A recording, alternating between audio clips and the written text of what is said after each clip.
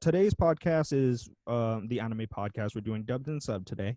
But I did want to bring an update because this week was supposed to have a podcast where I sit down and talk to a local journalist about what's been happening with everything around the country, and just get more of like a local city perspective on it. But of course, with everything that's happening right now, you can imagine journalists are very busy. So It's I'm been a little scary for journalists right now. yeah. Have Do you follow Vice News? I do watch them. I haven't watched them recently, but Their I normally do. their coverage of what's happened like in the initial week of everything is just kind of like shocking in the sense it's like, oh my god, this is what has happened. You're journalists, and it's like, yeah, there's a lot to be said about like where news come from. But the thing about Vice that I do appreciate is that it seems like other than the talking heads you see at night, it's like their front line, like right it at the place, like at the protest, like you get some idea of what's happening, Right, like right. right in the ground zero of things, Mm-hmm. so that's just kind of to the point of, I think I was very inspired by the podcast we did, and now I'm realizing I probably need a pop filter. A pop um filter? yeah, but Hold on, I I need to find a background, man. oh, you get to do a background, I can't. Need to find one, though. Yeah. Oh, the one you did earlier was pretty good. But anyways, so I think I was inspired in with our conversations that we had last week about everything that's been happening, and I think I want to try to um, get more of an Asian American idea behind this movement because Hassan Minaj, I don't know how to say his name. Hassan Minaj. Hassan Minaj had this a whole bit that he released over the I think Wednesday, suggesting that Asian Americans can't, like really dissect an Asian American the aspect and the conversation because it was a Hmong American, that also like stood on side and like really did nothing to better that situation, Mm-hmm. and so like have that conversation of like, like where do we fit in this model minority myth and like how much does that contribute to anti-blackness within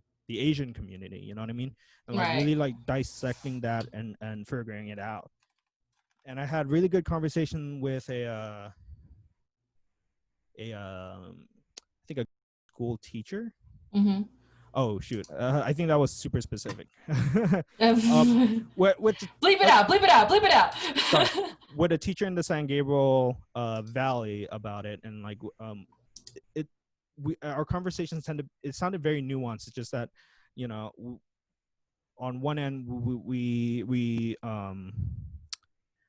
have this history being Asian Americans in the U.S., but at the same point, like never really like understood what racism was initially, Mm-hmm. unless you live out like the Vietnamese population in Houston or something like that, that really had to deal with the Ku Klux Klan or the Chinese American population within the South, So I'm just hoping to probably have continue that conversation beyond our podcast. Mm-hmm. And I don't know how long, how much of it, not how much of it, but like, I don't know how many episodes we could do on that, but I think it would be an interesting kind of dialogue.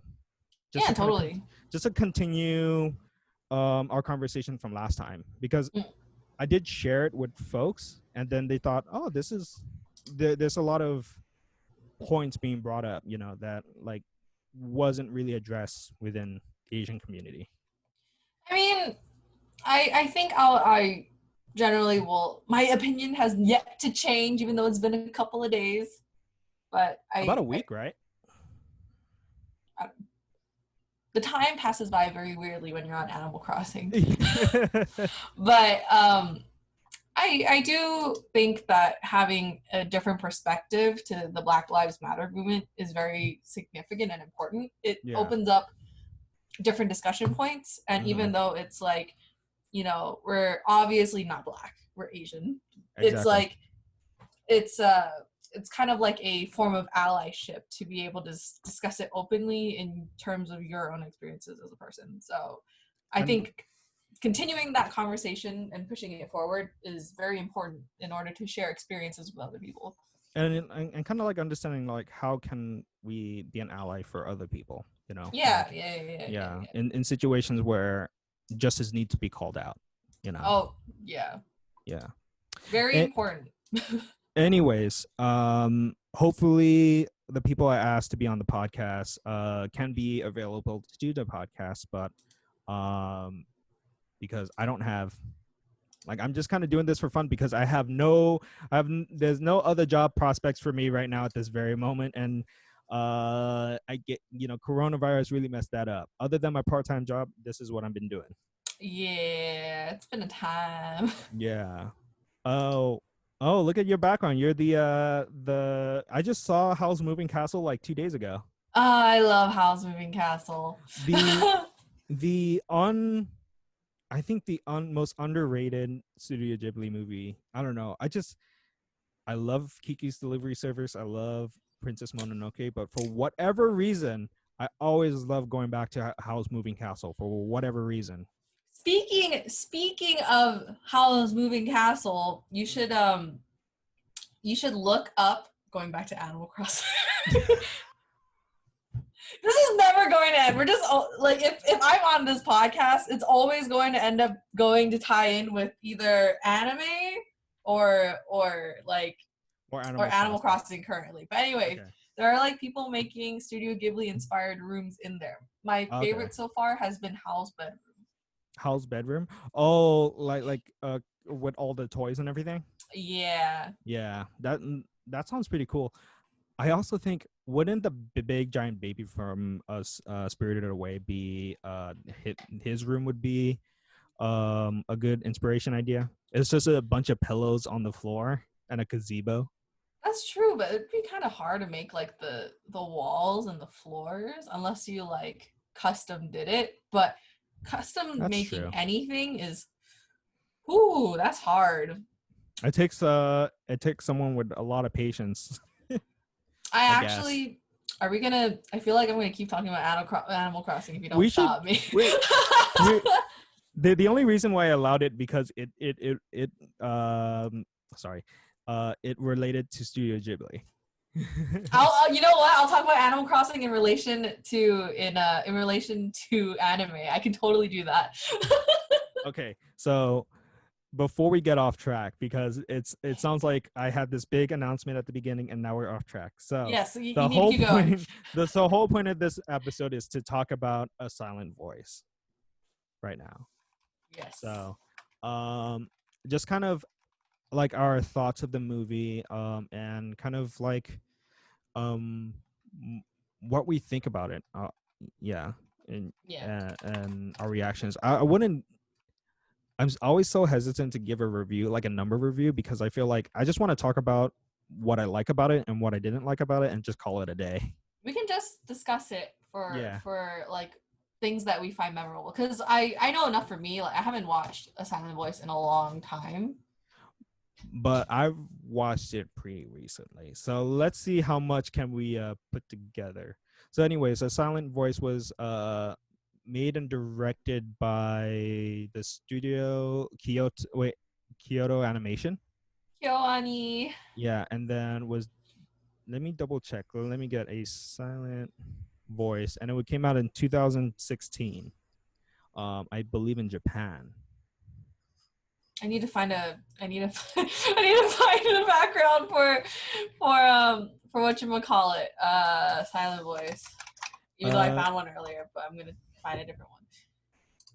so directed by Naoko Yamada, and screenplay by Rieku Yoshida, and it follows Shoya Ishida and kind of path to redemption, because he has a really shitty past.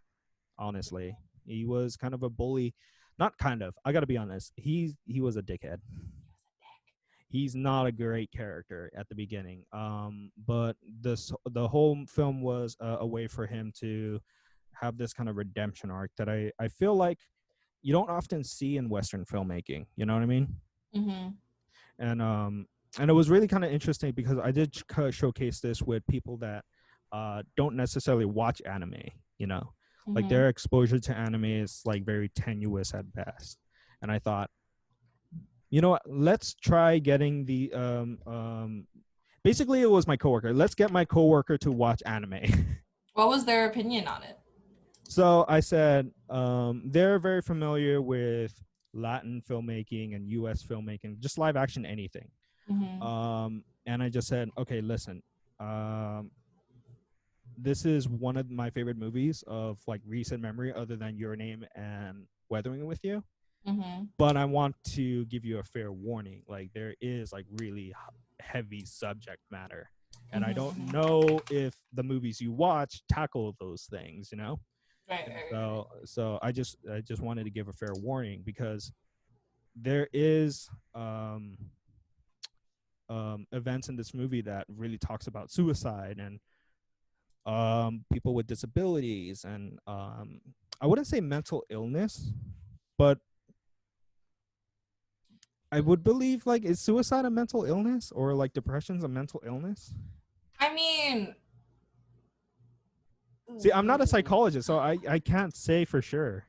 I would think at least depression would count as a mental health issue and Yeah. not really a mental illness. It could be. I mean, I think if you and I knew more about how the body worked, I think we would be able to better kind of like diagnose. Not Yeah, okay, that's not true. diagnose, Not but yeah, better not assess yeah, yeah. how it could be interpreted in the film. But I I got to be think honest. We're trying to get a business major, which is me, and a communications major to talk about mental illness. yeah, this is not gonna work out very That's not well if gonna that's the work out. case.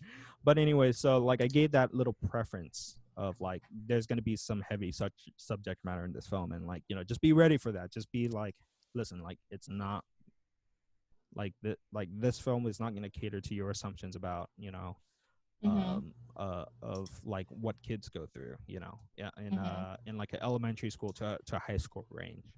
So at the beginning 30 minutes, oh wait, let me sorry, rewind. Let me start from the very beginning. So this is part of a manga series that was like 7 parts, I believe. Let me Mhm. see. And it talked about Shoya Ishida's just redemption arc with Shoko Nishimiya. They're right Oh, there. yeah. You got the background. You got the background. They're in the background Is that the eating their bridge? bread. Yeah. Oh yeah, that's the bridge. They're eating Okay, their bread. awesome. And the first 30 minutes is like a lengthy kind of like prequel almost. And I never read the manga, but I felt like it felt like almost like a volume or two of content, I almost felt like Mhm. its whole episode of information. And you kind of see Shoya with his friends, and he's just kind of like a shitty kid almost. I think Mm. he's living there with his I forgot the relationship. Was it his mom or is it aunt he's living? Think it's his mom.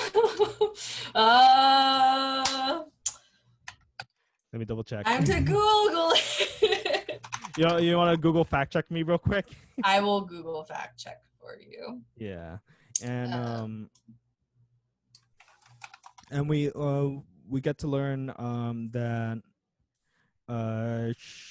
Shoya, um, Nishimiya, she has a hearing problem, and she when we get introduced to her character, we get introduced to through her by the fact that she's writing in this notebook so she can communicate with her classmates, mhm. and for whatever reason, uh, Shoya just like latches on to that fact almost and then starts like making fun of her, and like the bullying kind of starts from there, kind of almost day one, And so it kind of continues and continues. And I believe, I think a semester kind of lapse, a semester or two lapses. And then, um, and she keeps losing hearing aids to the point that she just decided to move schools. And she was basically bullied out of that school. But the whole time, I felt like you get a sense that she was trying to make friends, you know, and for whatever reason, she was, attracted to Shoya. That's what I kind of got from the beginning. I don't know how you felt about that. To me, I think of it as kind of like kids kind of sometimes do shitty things when they're Mm, younger. right. Not necessarily because they're like inherently wanting to hurt you per se, but more so like sometimes kids just do those things and there's no reason why they do it. They just do. Just kind Like of acting out. Yeah. yeah, no, I mean like even if I think back to when I was like a younger kid, like Mm-hmm. obviously I would hope that I've turned into a relatively okay person as an adult, but Mm-hmm. I know enough that like I did a whole bunch of like shitty things when I was like younger, and I obviously like looking back now I'm just like why the heck did I do that, you know? So Yeah. it's like I think the way that it kind of to me read when I watched the intro to the movie, it was more like probably like a kid seeing something different. Yeah. You know, there's generally like observations of what you can like. Kids are very perceptive people. Mm-hmm.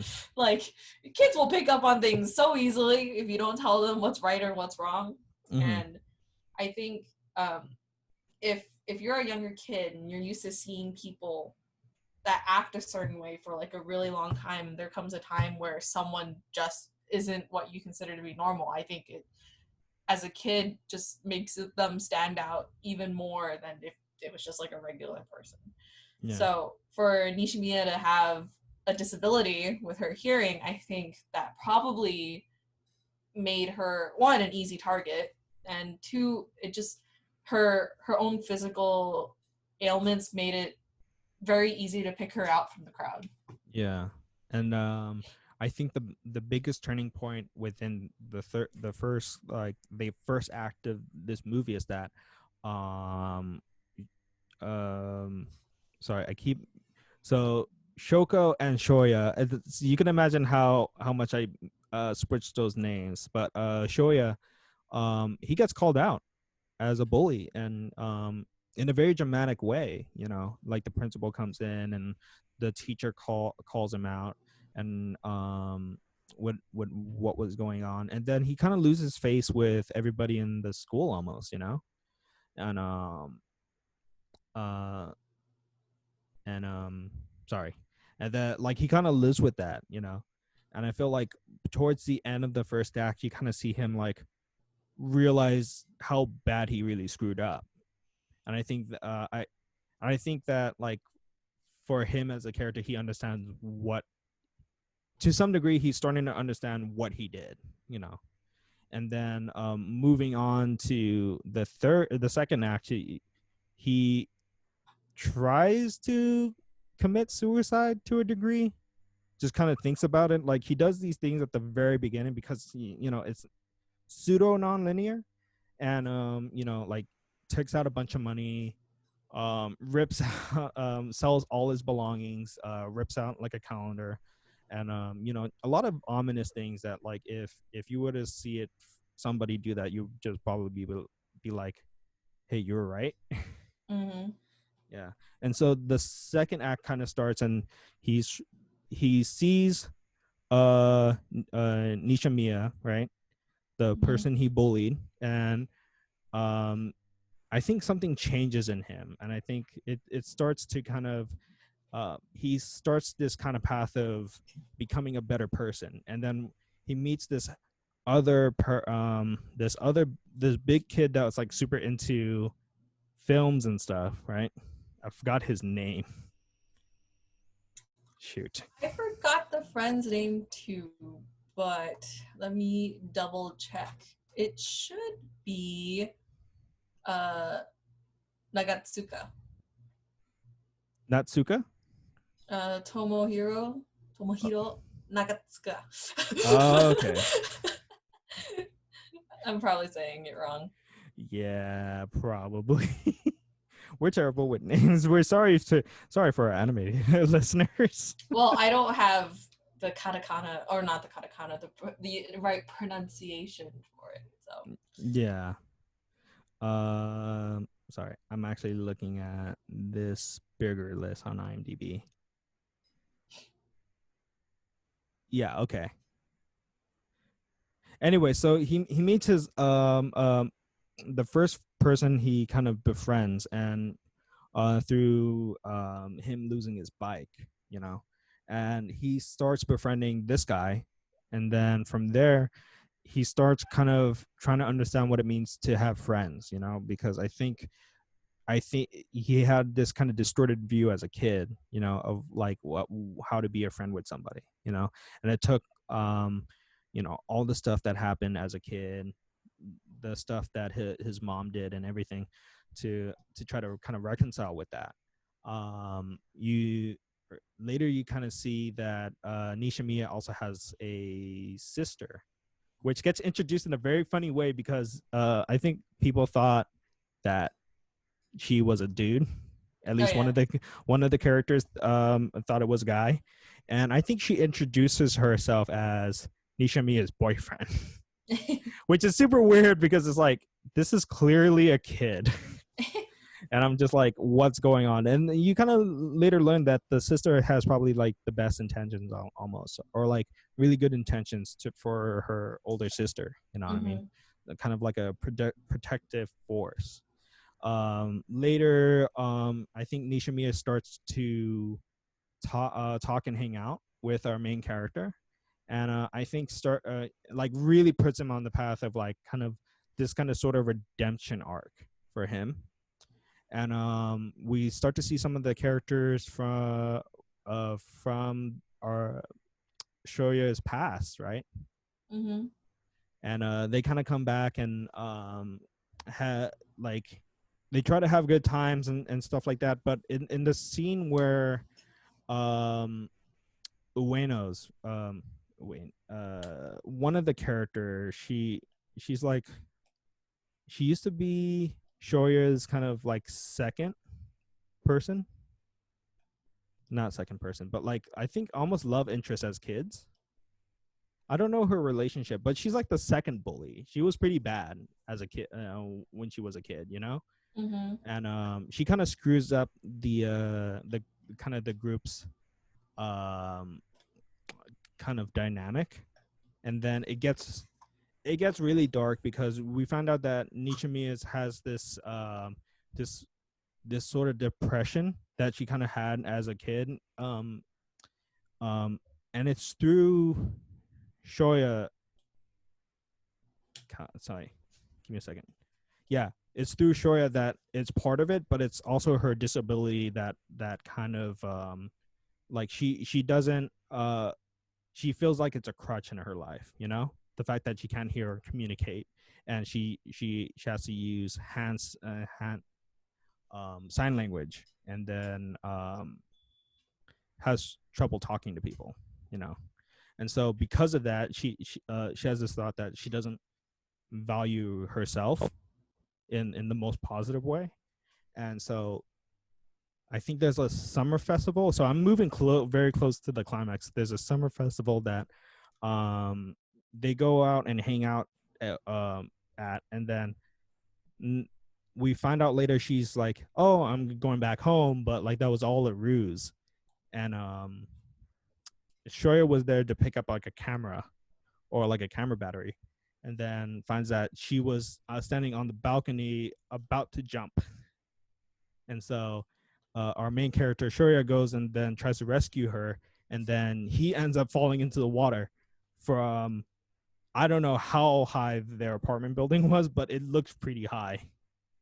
And we get like some time lapse where we find out he's still alive, right? We had a moment, we had a good cry for a little like minute or two, thinking that he passed away.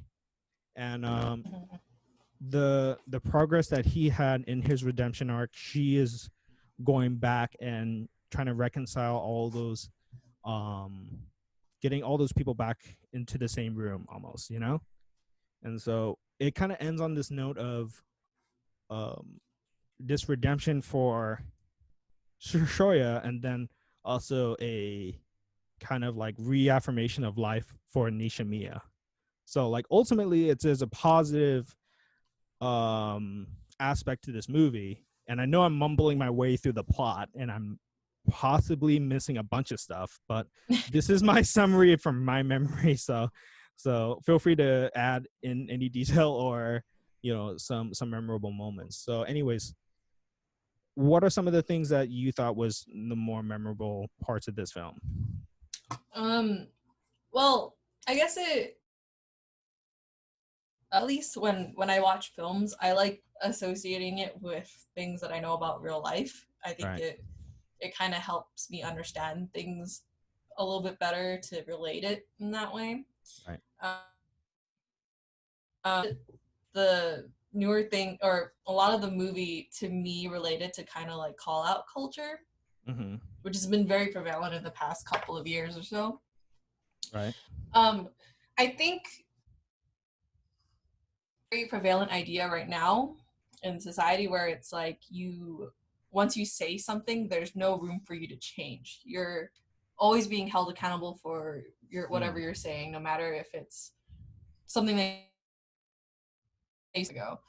Right. And I think with this entire movie, um, there's a kind of sense of like that kind of same emotion in Mm-hmm. terms of the main character.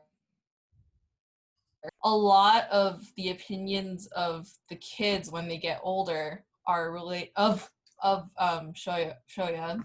It's related back to how he was as a kid, Mm-hmm. and obviously, like I said earlier, Hello. sometimes like you don't know why, Yeah. but I think the fact that he basically got outcasted by almost his entire friend group probably affected him when he was getting growing up to become older.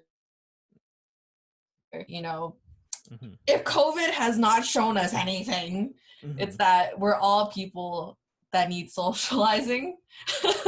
Right. Like the fact that, nowadays, people are going on Zoom and, having like days where they talk to their friends and whatnot. It's like, Mm-hmm. it's a big sign of like how important socializing with other people is to people in general. So Yeah. the fact that he lost all of his friends probably hurt him a lot as he Mm-hmm. was growing up to become older.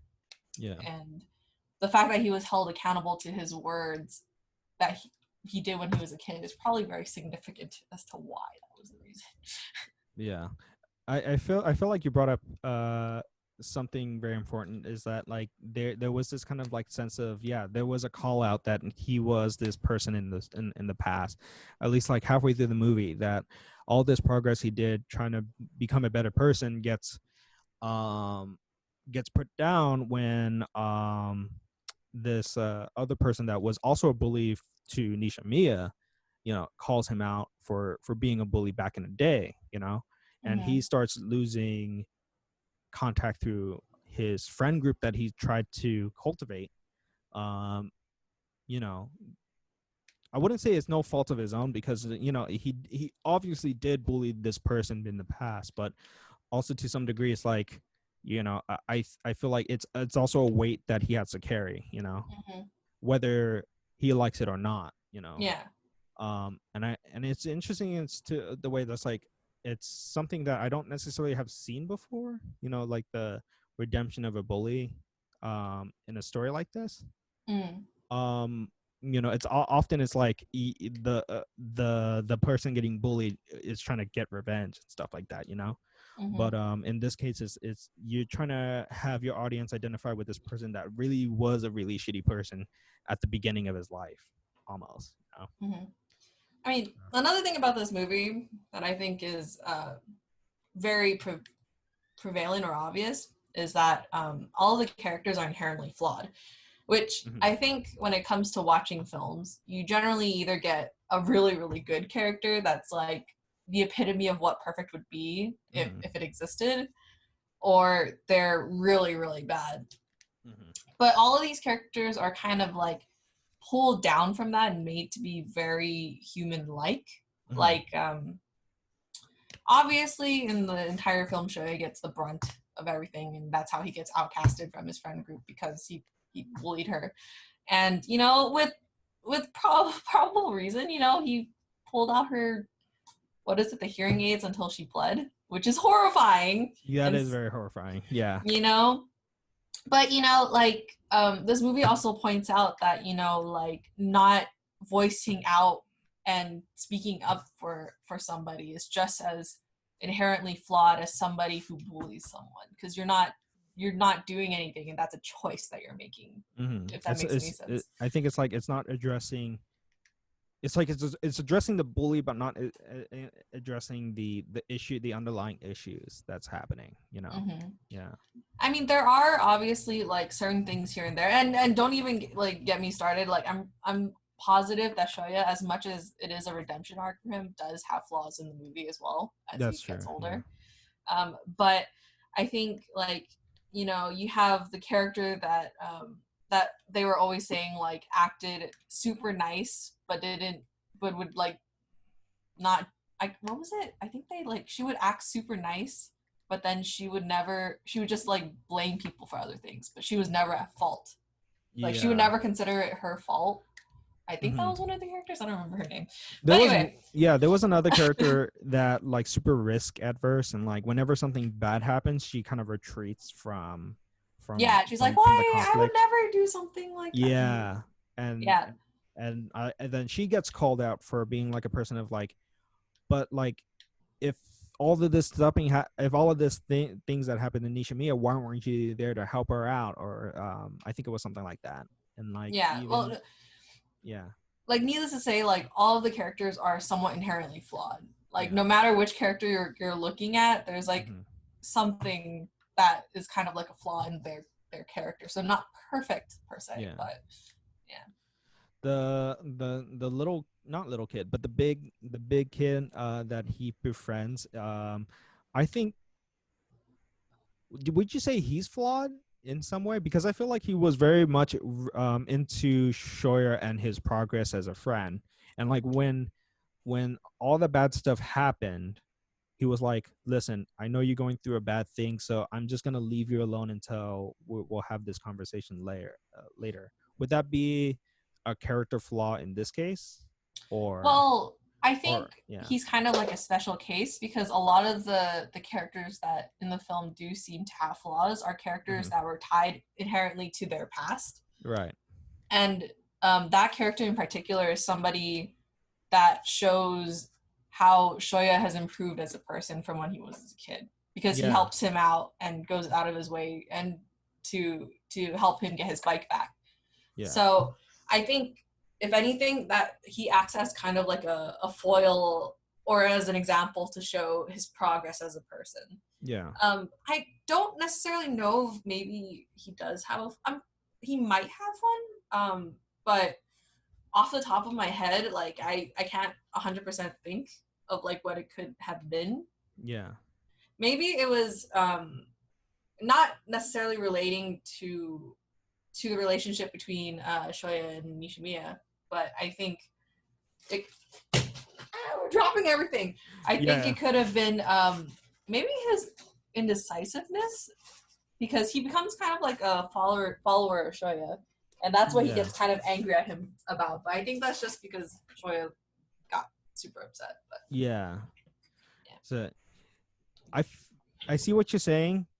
Now that we're having this conversation, I feel like he's also kind of this blank slate character for Shoya. Like, he's a character that never really knew his past necessarily, but really appreciated him for at least that act of kindness. And then from then on, it's like, okay, you know, like, you seem all right. You're like the first person that haven't bullied me so far. So let's see how far this goes, you know? So, I mean, if I had to say, like, I think the reason why Shoya blows up at him the way that he does in the film is probably because he's been so used to people judging him for so long that having somebody follow him with thinking that he's an inherently good person is just something that's probably like outlandish to him, because obviously, you know, they only met that year, that month, whatever, however time that was the movie was in. So to me, it would I guess kind of make sense if it was the case where Shoya was upset because there was this character who just, no matter what he did, didn't even know how his past was like. So, but he himself thinks of himself as like a bad person. Yeah. So if it were me and I was in his position where I had a friend like that, but I had all of these instances in my past which kind of like would inflect on my thoughts and whatnot, I think my mindset would be like, you don't even know me well enough, you don't know my history, why the heck are you following me? So like I'm a good friend of yours. Yeah. Yeah. And I think that works to Shorya's benefit. I think ultimately to the end of the story, to kind of like this redemption arc, I think it he was kind of that pathway, even for a person that like didn't know Shorya's past, and like really can have an unbiased look of his kind of life. You know what I mean? Right. Yeah. Mm-hmm.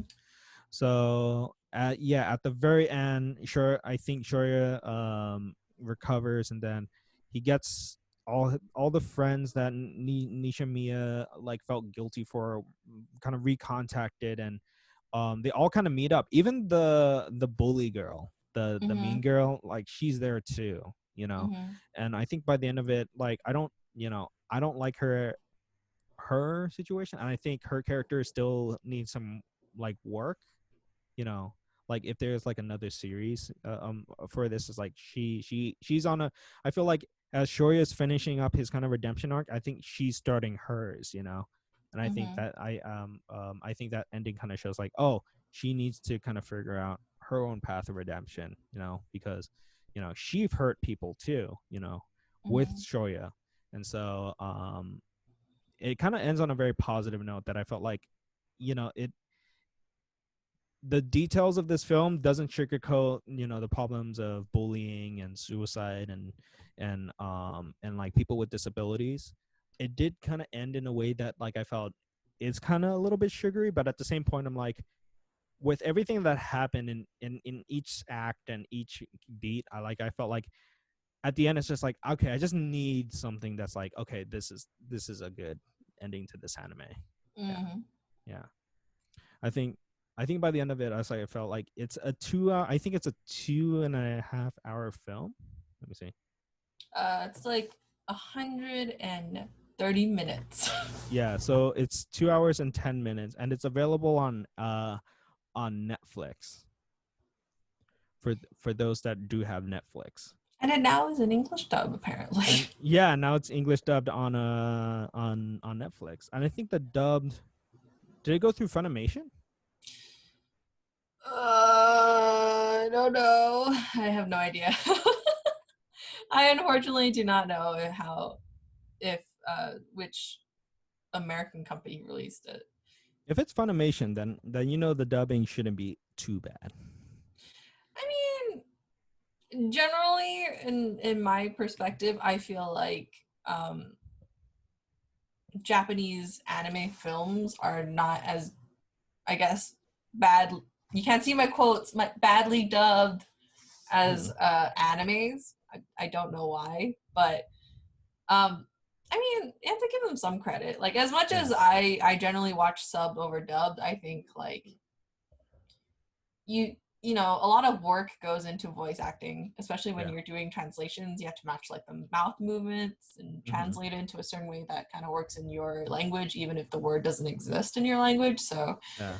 And like doing it like in a thematic way that you could translate Japanese culture to Western culture almost, right, and Yeah. that's hard. Like there's an old YouTube channel, and I know you know it. Yeah. It's Wong Fu, Oh yeah, yeah. and Wong Fu has been here for like a decade on YouTube and whatnot. And so Mm-hmm. they had a short film a long while back, and it was called Koremobi. Mm-hmm. I think that's what it's called, right? Let me check. Well, anyways, there's a word in Japanese, and it basically means the sunlight that filters through the trees. Mm-hmm. But there's no word to translate that, So I think, when you're translating dialogue from one language to another, you have to, it's very hard to keep the nuances Yeah, that that's one true. language has. So, Mm-hmm. I think one of these days, I think for at least for this anime podcast, and I think we need to we need to wrap up My Hero Academia. We should yeah, not forget that. We need to wrap up My Hero Academia. I I think if haven't watched any. Woo! I think if anything, we could come back like on our own time to watch it together. Or I had a family member suggest, why can't you just do like a watch time together where you just have people um sync your feed with our feed as we're watching it, we're giving our commentary on it, and then they're watching it too, and Okay. all they need to do is just sync it up. So That's maybe long, though. it's long, but to be honest, this podcast already is already an hour at this Is point. it? Oh, Yeah. Jesus. Anyways, so just to wrap things up, it's like if you want to watch this, it's available on Netflix. I think I would highly recommend it for those that haven't seen anime and that want to get something that's that may challenge your own perspective on anime, but like it's a great gateway, and it's if you have a Netflix or mooching off somebody for Netflix, it's a great way to just pass 2 hours. So I think I would highly recommend it. Whoa, you have any last thoughts on this anime before we have to sign off?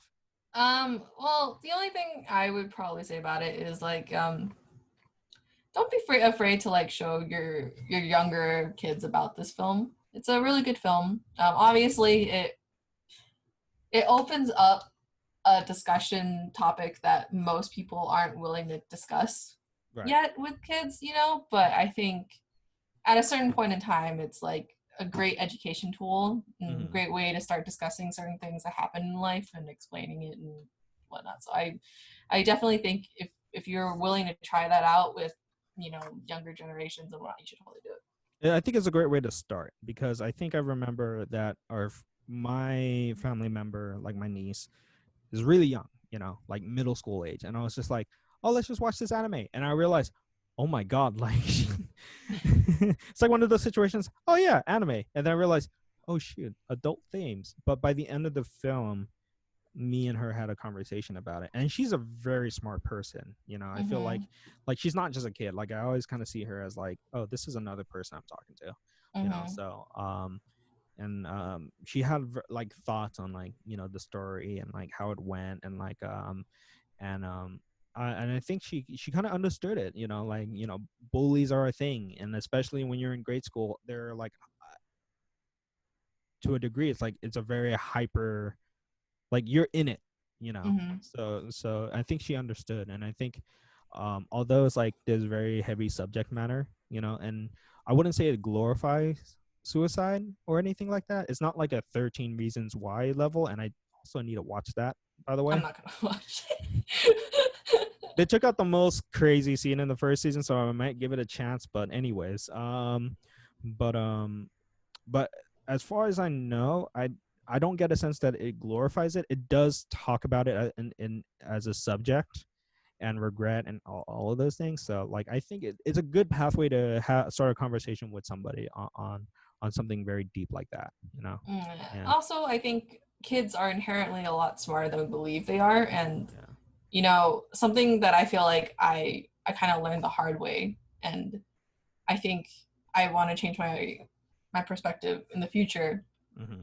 would be like, when you're growing up as an adult and you're looking at these younger generations of kids, there's like a something inside of you that's like, I feel like I should protect these kids, I shouldn't say certain things and whatnot. But Mm-hmm. as they get older, like, to you, when's that time ever going to be?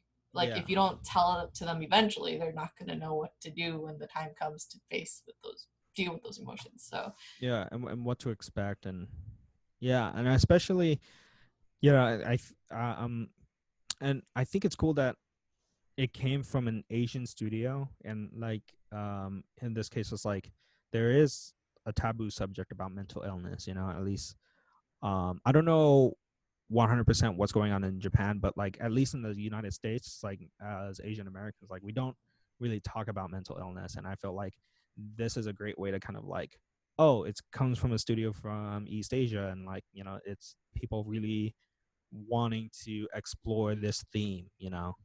So Mm, I want to believe that in the future, films like this will open up further discussion for at least like an Asian audience. Just mhm. because I think, obviously with newer films that have been coming out, a lot of a wider audience is being more open with perspectives that, Asian Americans and Asians in general have, Mm. such as the whole thing with The Farewell, where it was like, you don't you take the burden of the family so Yeah. that the one person doesn't deal with it by themselves, Right. something similar to that. To you and to me, it's a very relatable feeling to have when it comes to family. But um, growing up in America, we're growing up in more of like an individualistic society versus a collective. And so when you kind of like sit and deal with kind of like the differences between those two, it kind of like sometimes when you're thinking, or at least when I'm thinking about it, like sometimes it just clashes in my head. Yeah. So I think, it just opens up a wider range of discussion and topics like that. So Yeah. So the hope with this podcast um is that we could probably do more movies. mm-hmm. I just I talked about this last week after we did our podcast, and I was nerding out when HBO Max got rolled out, and I just apparently the fact that I had HBO Now, I just switched over to HBO Max, and I was just like, okay, cool. What's all of this? And then I realized, oh shit, Studio Ghibli movies are all on HBO Max. Mm-hmm. And so I think we all had this, well, not all of us, but I had this collective nerd out where I'm like, oh, the Studio Ghibli movies on Netflix, not Netflix, on HBO. This is awesome. And then I had some people respond, I don't care. I was like, okay, I'll just I'll be quiet now. I mean, I feel like when it comes to Studio Ghibli, you have to be very like you have to know what you're watching, because there are some films that are from Studio Ghibli that are very like kid friendly, Yeah. and there are other films that are from That are Studio not Ghibli. so kid friendly. Yes. So, you know, um, obviously, I still think when it comes to anime, there's a stigma behind it because you Mhm. associate anime with cartoons. So it, Yeah. it doesn't like to an older audience, it seems sometimes like, oh, you're older, you shouldn't really be watching these cartoons anymore. You know what I mean? So Yeah. I think having films like A Silent Voice and anime shows that kind of discuss deep topics that Mhm. normally we don't normally talk about, I think it'll open it up to further the notion that anime is not necessarily a cartoon or just for kids. Just for So, kids, yeah. but also, um, what was I gonna say? I forgot. Forget about it. Well, if I remember it by before this ends, I'll mention it. Anyways, yeah, anyways, we're just gonna wind this down because I think it's hmm already been an hour, and then I have to go back and cut this down to something. We'll see. Um, so hopefully we get to do more movies. I know that Violet Evergarden had their movie premiere, hmm and we could probably do that since we did one season of Violet Evergarden, hmm and the second season I believe it's coming up. Not maybe not this year because of coronavirus, but maybe next year. You know. I don't know. It's also from KyoAni, and KyoAni is still recovering, I feel like, right? Yeah, from yeah, oh yeah, from something that we never mentioned from the beginning. Yeah, they're recovering from a tragedy too. So, but they did release promos for the second season. Maybe then, who knows? Yeah, we'll just have to wait and see because the film was really good, by the way. I just thought, did it have to be released as a film, or could it just been a special 2 episode OVA or something? You know what I mean? It was like I felt like for a 2 hour film, I'm just like, oh, there's like two distinct stories, and I felt like this could have just been like an OVA where it's like 3 episodes, then we could just sit down and like watch, you know. Anyways, so hopefully we could do another movie, probably Violet Mhm. Evergarden. Mhm. Since I have HBO Max, we could probably watch Studio Ghibli movies, Mhm. and just do like a rewatch. Yeah. And we also have to finish up My Hero Academia, Oh but yeah. maybe like I'd be willing to try what what my niece said. It was just like, oh, just do like a sit down watch commentary, you know, live Maybe. commentary. We could try to do that. We'll see how that goes. I think we'll try one. We'll record it and see how it goes. Mm. But anyways, thank you for watching. Hope you don't eviscerate us in the comments, because you know, and the anime community loves to do that. But have mercy on us. Uh but until then, we'll see you later. And hope you like and subscribe. And yeah, watch anime. Bye. Watch anime. Watch anime. Anyways, bye y'all. Bye.